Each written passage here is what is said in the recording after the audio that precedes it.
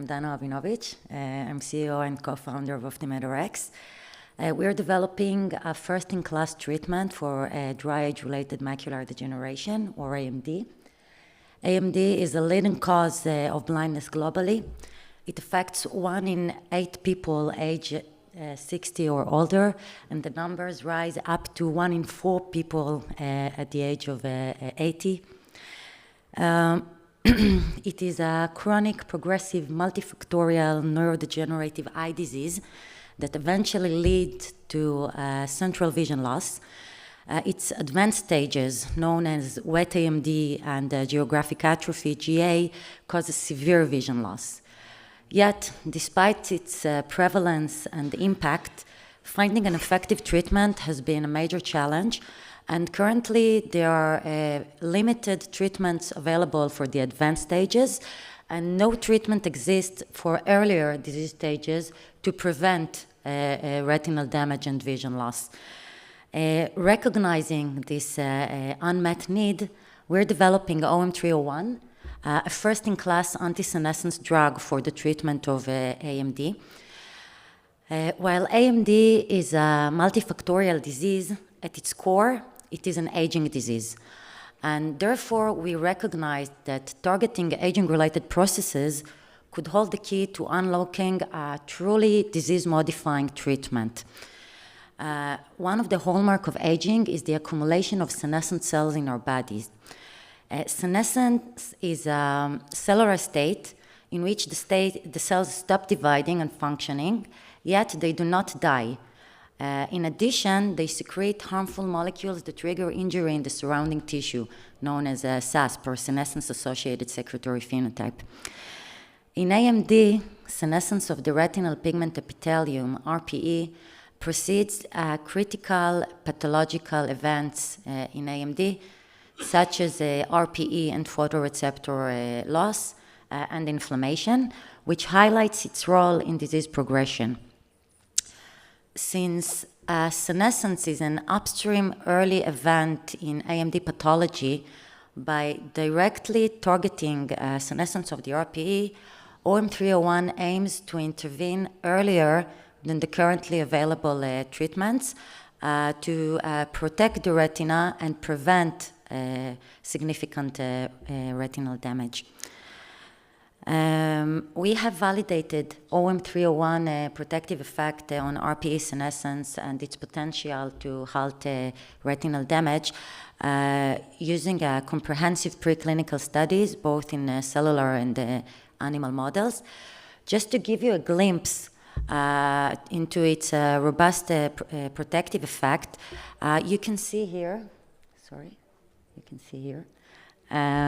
this strong dose-dependent effect on beta-gal, a major senescence marker in a cellular RPE senescence model that we established.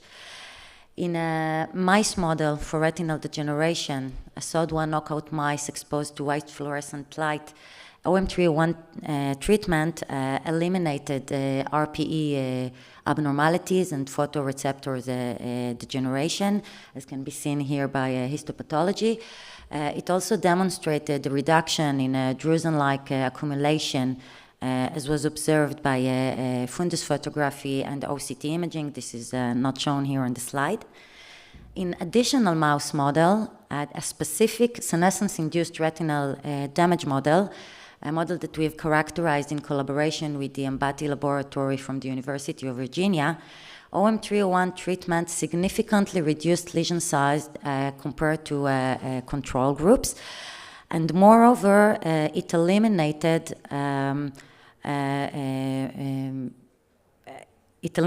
senescence markers such as P16, as can be seen here by immunostaining. So OM301 exerts its protective effect by uniquely suppressing senescence-induced cellular dysfunction while simultaneously enhancing cellular resilience. This dual robust effect is observed regardless of the senescence inducer or the retinal damage trigger. It works very upstream to suppress senescence-induced inflammasome activation and pyroptosis, while on the other hand, it activates stress-induced survival pathways and mitochondrial biogenesis. By doing so, OM301 aims to restore RPE function and halt disease progression, potentially providing a comprehensive protection on retinal degeneration. So to date, we have completed proof of concept efficacy studies. We've also conducted pilot safety studies in which we dosed the animals in up to 10-fold the expected efficacious dose and demonstrated that OM301 is well tolerated by IVT injection. We have completed the development of a formulation that is suitable for ocular clinical administration and filed a patent on this formulation. And in addition, we have recently completed a successful pre-IND meeting with the FDA to align on the remaining non-clinical work and the design of our first-in-human clinical trial. We received clear agency feedback, and we are now ready to move forward to the next stage. We're looking for partners and investors to join us as we are advancing OM301 to the clinical phases. And if any one of you would like to hear more, then please come and talk to me after this session. Thank you very much. Hello, everyone. So I'm presenting to you very happily Galimedix. As we heard from Dana, she spoke about neurodegeneration of the outer retina in AMD.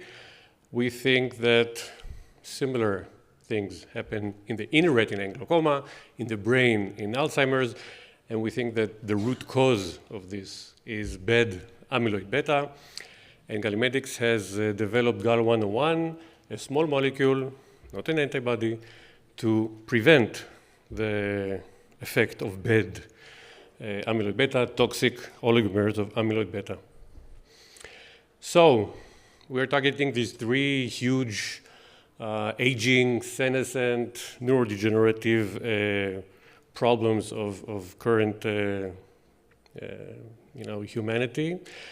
We are developing this as oral tablets or eye drops, obviously much more friendly than intraocular injections. And we have currently started a phase 2 with eye drops in AMD, in geographic atrophy, and a phase 1, which is with an oral tablet, which is theoretically applicable to all three indications. We had seed funding from Infocus and Rimonchi. Recently, we had a large investment and strategic collaboration with TEA, Open Innovation. So AMD, as Dana said, number one reason for blindness in the Western world, glaucoma number 2, tied with diabetes. For glaucoma, we have nice treatment, but it lowers pressure. There is no medication which specifically targets any pathogenetic mechanism of glaucoma. For AMD, also as Dana mentioned, there is almost nothing. So there is 2 antibody medications approved in the United States with such controversial efficacy and safety profile that they were not approved in Europe. Syfovre was rejected. If you PubMed or Google amyloid beta and AMD, you will be surprised to find the wealth of information. You find amyloid beta in drusen, in post-mortem human eyes. It's more abundant as you get close to the geographic atrophy. And in the animal models that there are for AMD, overexpression of amyloid beta causes an AMD-like phenotype. Prevention of this prevents the phenotype. So we recently launched this phase 2 trial with eye drops of GAL101 for extrafoveal geographic atrophy. This is happening in 12 sites in the world, including Hadassah and Ichilov. 100 patients will be randomized 1-to-1 and treated from 12 up to 24 months. We hope to show a very early improvement in function using microperimetry.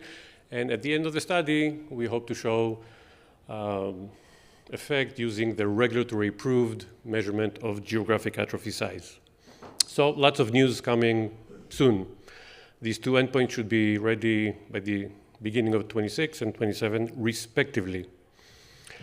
A few innovations in this geographic atrophy study. So maybe for the first time, or we are one of the first to measure not only the geographic atrophy by fundus autofluorescence, which measures depth of RPE. We're going to use the new AI-assisted or AI automatic analysis of OCT to measure the area of photoreceptor degeneration. So 2 shots on goal here. And using microperimetry, we're not going to do what Apelis did and use a grid which comes built in with the machine. We're going to construct a grid of points around the GA for each particular patient. That's where the action is. That's where you get the chance to show drug effect. Everything I said about AMD, I can say same thing about glaucoma. We would like to do the same thing. You can find the same human postmortem and animal study evidence for amyloid beta and glaucoma. And we're still looking for funding for this. We can do the same 2-year study. We can do a short 3-month study looking for improvement in function using traditional Humphrey visual fields. As I said, oral study phase 1 is ongoing.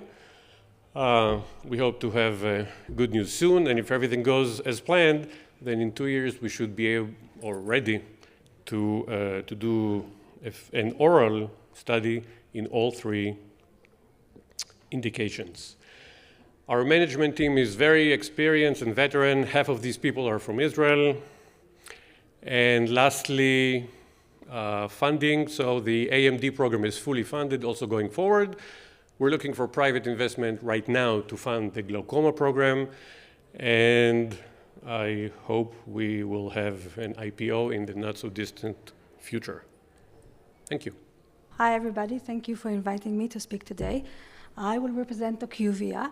Ocuvia really focuses on ocular drug delivery. It is a part of the BioLight group. So I'm excited to show you in 6 minutes' time, I hope I will be on time, our cutting-edge drug delivery solution for the ocular field. At Ocuvia, we have 2 platform-validated technologies which offer the option for sustained release and also high-dose therapy to both the interior and posterior segments of the eye. Our technology maximizes the efficacy and minimizes side effects. So as I mentioned, we have 2 platform technology. One of them is called OcuGrid. OcuGrid is a subconjunctival implant that helps release the drug within time for chronic indications. So OcuGrid is regarded as non-invasive, superior efficacy and minimal complication. It is naturally degraded, releasing the drug for over 3 months. Being a platform technology, it is compatible for multiple drugs and can treat different indications. It is easily applied by a subconjunctival injector, and therefore it is not regarded as invasive. Our other technology in Ocuvia is called OcuDrip. Today, I will concentrate on OcuDrip. So OcuDrip is based on LDS, Lytropic Delivery System technology, where I'm one of the founders and current CEO. The LDS platform technology was licensed to Ocuvia for the field of ocular drug delivery. Here you can see, in a nutshell, a schematic illustration of LDS nanodroplets and how is the release mechanism of the drug goes into action. So you can see the API, illustrated here in blue, surrounded at the core of this nanodroplet within the excipients, the inactive ingredients. When the first figure, you can see the nanodroplets without any aqueous or water surrounding it. It's what we called concentrated formulation. When it is in contact with physiological fluids like the tear film, then it flips.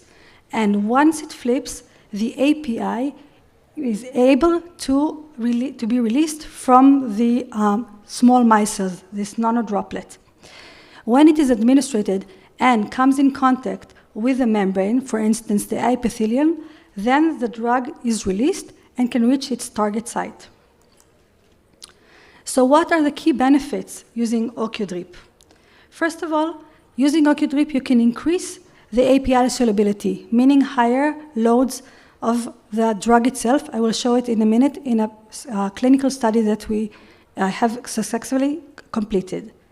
Secondly, we can enhance permeability, so more efficiency, more bioavailability, better treatment. Third, we can stabilize the API and protect it from degradation, meaning a longer shelf life for the product. OcuDrip is actually based on mathematical models and simulations which increase the likelihood for success before we start even the wet work at the lab. It is suitable for generic or innovative molecule. Being a platform technology, it opens a wide field of opportunities.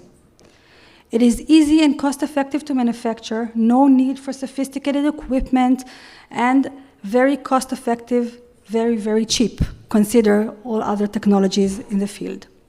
It is a stable product for storage, transportation, and use. And in addition, which is not listed in this slide, being a nanodroplet, it is easily filtrated and therefore is sterile with no need for preservatives.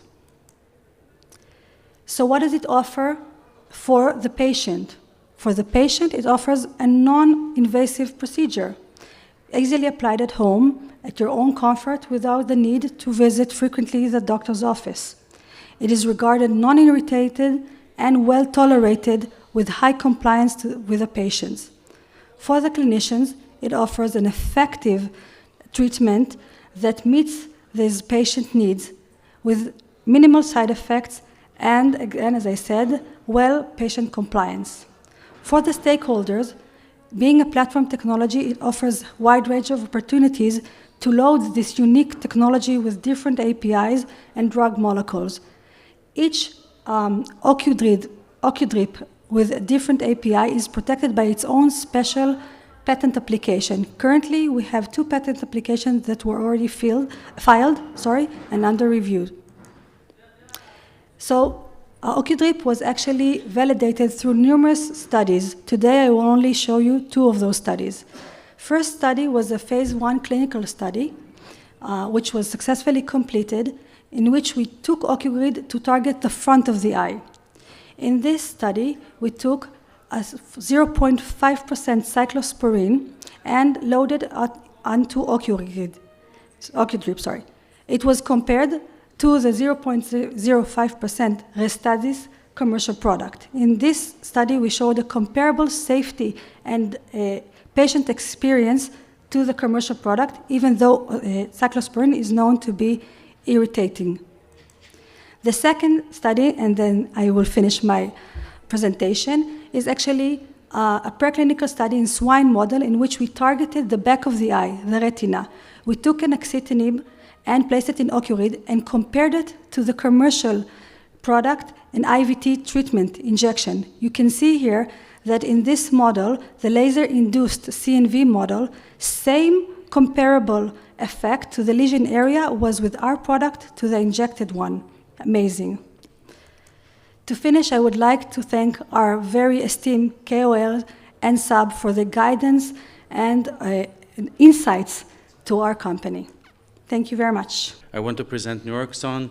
NurExone, as the title says, where nature then NurExone begins. That gives a hint what we are doing. We are doing exosome-based therapy, which is natural therapy, and we are coming from the spinal cord injury field. But this section is ophthalmology, and we here, after the disclaimer, because we are also a publicly traded company, I will explain about that. I will share some of our results from the ophthalmology experiments we made together with Professor Michael Belkin. So the company itself was founded in 2020. We are publicly traded also in Toronto, this time in Toronto Stock Exchange Venture. And we have several assets, several patents, 5 family patents. One of them was already granted in the US. And we passed the 2 orphan drug designation in Europe and in the US. We exclusively hold the master cell bank to produce the exosomes. And we are also, so far, had raised $17 million as a preclinical companies. What are exosomes? Exosomes are tiny vesicles secretes from mesenchymal stem cells. In this case, we are using bone marrow. And what is very interesting about them is they're homing to inflammation. Inflammation is our target. What you see in spinal cord injury or you see in optic nerve, let's say in glaucoma, you see a damage. And this damage is the target for the exosomes. The exosomes are like guided missiles to those places, and they can carry as a cargo what we want inside. What is the advantage of that? Is first of all, it's off-the-shelf product. This is completely allogeneic method. It's without cells. It's of course, we produce it from cells, but there are no cells in the solution. You can use it in a minimally invasive way. Our first proof was in intranasal administration. We moved to intrathecal and now also subretinal. And it's crossed the BBB, which is a perfect fit for a CNS indications. So you can see here, you take the exosomes. They are not empty, of course, but just for the illustration, we add our siRNA, which is the API in this case, and this combined the nano drug in these aspects. We use a certain protein called P10, which is part of the mTOR, which is actually reduce or downregulate the inhibitor, so you create proliferation. So we have a model in spinal cord injury, and recently we add also the glaucoma in our portfolio. I don't want to go into the market because it's quite clear what we are doing in the science. This is how it's actually all started. We took 2 rats, we use a full transection, full transection spinal cord injury model, and we treat the rat on the right, and the other one got PBS. After 2 months, some of the rats could even walk again. And this is, again, full transection is not impaction. And you can see it also in the tissue level. You can see the gap, the lesion, where the lesion was filled with neurons. This is pure regeneration of neurons in the spinal cord injury. And with that, we want to translate it to ophthalmology. We use the team with Shiba, Professor Michael Belkin, Igal, and Ifat Sher to lead this study. We took rats, used impaction of the optic nerve. I think we are the first company here to discuss today optic nerve and not the retina. And we inject it with the exopiton, our product. This is the study design. And it's very short. You take 2 injections, one on the first day, after 7 days, and then we measure the ERG, and then use the eyes for histology. Those are the results with the ERG. They are quite significant. You can see that in the first group here, no treatment at all, only optic nerve crush, no response to light. Use exosomes itself without the RNA, naive exosomes. You see some kind of response, but it's not aligned and not correlated to the untouched eye. Only when you combine together the optic nerve, the crush, and the P10 together with the exosomes, you can see a full alignment at the peak, and this repeats in several mice. This is also, I wanted to go back because this is actually the RGC. We can see the effect on the retina itself. The retina ganglion cells, you can see a better survivor here using the exopiton compared to the naive exosomes. So we can actually restore more retina cells due to our treatment. And we have 10 seconds to go. We measure also OTC we did correctly the protocol. This is the team behind, together with, I will skip it. This is the take-home message. Again, we're showing one product, 2 indications. We have a hybrid business using the exosomes as a platform to carry drugs. Several drugs can be candidate what we heard today. And that's it. I will finish with that. Hi, I'm Keren Tamir, head of scientific strategy at Everads, and MD by training with an MBA. And at Everads, basically we're enabling more effective, durable treatment for retinal disease by leveraging our novel suprachoroidal delivery technology. So why all the interest in suprachoroidal delivery? So first of all, suprachoroidal space is the space between the sclera and a choroid. Most of you know, and אז נחזור, סליחה על המצגת. אז באמת, מה כל הפס about the interest about suprachoroidal delivery? First, it directly targets the outer retina and choroid. Obviously, therefore, it's relevant for those posterior segment diseases. Has a unique biodistribution profile, potentially durability. It doesn't interfere with the visual axis like IVT injection does. Has the potential for less immunogenicity than other route of administration, and it's a quick office-based procedure as opposed to subretinal injections. So before I'm gonna talk about how the technology works, and I'm gonna show you cool videos of our clinical trial, just wanna highlight in high-level summary of our accomplishment so far. So in the technology sector, we are actually just finishing our first in-human clinical trial. We've demonstrated successful delivery, safety, and tolerability, and we're gonna show the data in this upcoming ARVO. This study comes after validation in over 200 NHPs in different therapeutic modalities. And in terms of gene therapy, we've shown with our device transduction of the gene therapy to the posterior segment of the eye, including the macula, which is pretty impressive in the literature.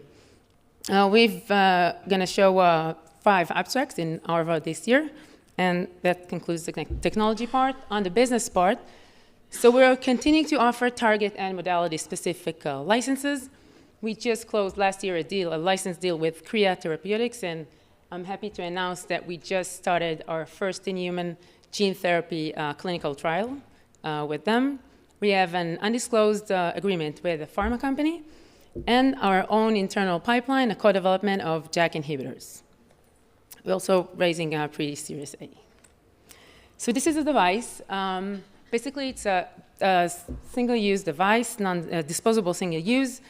The concept of the inventor was that we're going to enter the eye tangentially, and we're going to enter the eye tangentially without putting anything sharp into the choroid.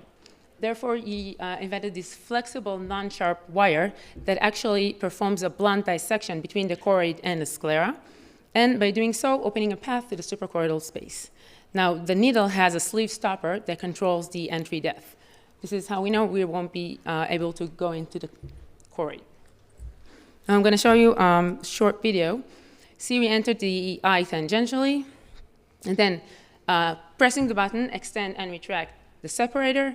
You have a channel between the sclera and the choroid, and we're injecting the material. And here you can see broad, rapid distribution to the entire segment, posterior segment. Now, this is a short injection procedure video. This is how it looks like. It's a clinic and procedure. We measure the distance from the limbus, try to stabilize the eye with the Q-tip, entering at about 30 degrees, flattening the angle, and then pushing all the way through the sleeve stopper, pressing the button to extract and the separator, and then you can see we're injecting the material, and we can see the spread. So I promised you some clinical cool videos from our clinical trial. This is one of a patient from our clinical trial. We demonstrated safety and effectiveness. As you can see, the PI is clinic. The PI is injecting.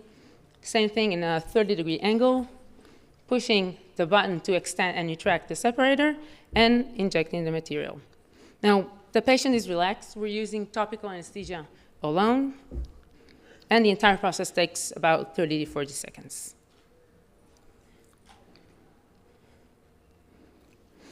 So often people ask us, how are we different from other technologies out there? First of all, we're approaching it tangentially, the eye tangentially, and it's allow us to have a quick and broad distribution to the back of the eye. We have low susceptibility to variations in scleral thickness. We can deliver large particles and viscous materials, and it's usable with any lower lock syringe. I was going on about our clinical trial, but I want to mention our internal pipeline. So we are co-developing with a company called Vision, an internal pipeline, potential durable JAK inhibitor and posterior eye disease.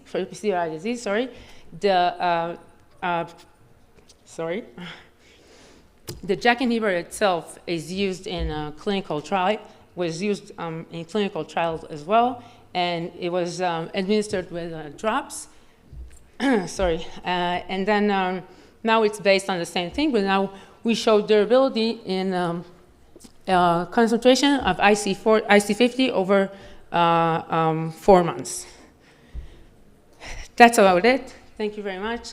Want to really invite everyone in the room to invest in our company and join our really amazing and fascinating journey. Thank you very much.